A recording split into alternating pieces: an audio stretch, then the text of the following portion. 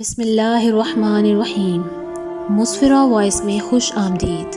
ہم یہاں پر آپ کے ساتھ منفرد واقعات اور خوبصورت کہانیاں شیئر کرتے رہیں گے، تو جلدی سے ہمارے چینل کو سبسکرائب کر لیں اور ہماری ویڈیو کو لائک کر لیں۔ تو چلے چلتے ہیں ہم اپنے آج کے واقعے کی طرف۔ آج سے ہزاروں سال پہلے کی بات ہے۔ مکہ مکرمہ میں سیدنا ابراہیم خلیل اللہ اور ان کے بیٹے سیدنا اسماعیل خانہ کعبہ کی تعمیر کر رہے تھے۔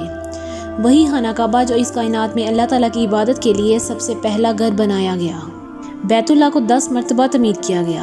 سب سے پہلے بیت اللہ کی تعمیر فرشتوں نے کی، دوسری مرتبہ آدم علیہ السلام نے، تیسری مرتبہ آدم علیہ السلام کے بیٹے شیس نے، چوتھی مرتبہ سیدنا ابراہیم علیہ السلام نے، پانچویں مرتبہ قوم عمالقہ نے، چھٹی مرتبہ قبیلہ بنو جرہم نے، ساتویں مرتبہ امجد کسی بن کلاب نے، آٹھویں بار قریش نے، نویں بار سیدنا عبداللہ بن زبیر نے اور 10ویں بار حجاج بن یوسف نے اللہ کے گھر کی تعمیر کی۔ جب سیدنا ابراہیم اور اسماعیل علیہ السلام چوتھی مرتبہ خانہ کعبہ کی تعمیر کر رہے تھے اور دیواریں بلند ہو گئی تو ابراہیم علیہ السلام نے اپنے بیٹے سے کہا، بیٹے جاؤ ایک پتھر تلاش کر کے لاؤ تاکہ میں اس پر کھڑا ہو کر تعمیر مکمل کر سکوں۔ سیدنا اسماعیل جاتے ہیں اور کالے رنگ کا ایک پتھر تلاش کر کے لے کر آتے ہیں۔ سیدنا اسماعیل علیہ السلام اپنے والد محترم کو پتھر پکڑاتے ہیں۔ ابراہیم علیہ السلام اس پر کھڑے ہو کر اللہ کے گھر کی تعمیر کرتے ہیں۔ یہی پتھر بعد میں مقام ابراہیم کہلایا۔ اب سیدنا ابراہیم علیہ السلام اور سیدنا اسماعیل علیہ السلام ایک اور دعا مانگتے ہیں، اے اللہ مکہ کے لوگوں کو رسول کے بغیر نہ رکھنا، بلکہ ان میں اپنا رسول، اپنا پیغمبر، اپنا نبی مبعوث فرما۔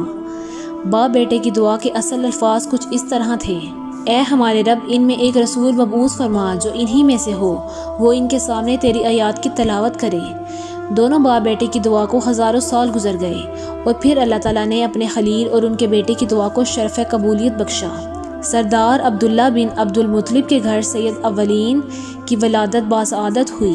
اللہ کے رسول صلی اللہ علیہ وآلہ وسلم سے صحابہ کرام نے عرض کی، یا رسول اللہ آپ اپنے آغاز کے بارے میں کچھ بتائیں۔ آپ صلی اللہ علیہ وآلہ وسلم نے ارشاد فرمایا، میں اپنے باپ ابراہیم علیہ السلام کی دعا اور عیسیٰ ابن مریم کی بشارت ہوں۔ میری والدہ نے یہ خواب دیکھا کہ ان کے جسم سے ایک نور نکلا جس سے شام کے محلات روشن ہو گئے۔ یہ نور ہمارے نبی حضرت محمد صلی اللہ علیہ وآلہ وسلم کی ذات تھی، جن کی اس دنیا میں تشریف آوری سے کفر و شرک کے اندھیرے چھٹ گئے اور پورا عالم توحید اور سنت نبوی کے نور سے جگمگا اٹھا۔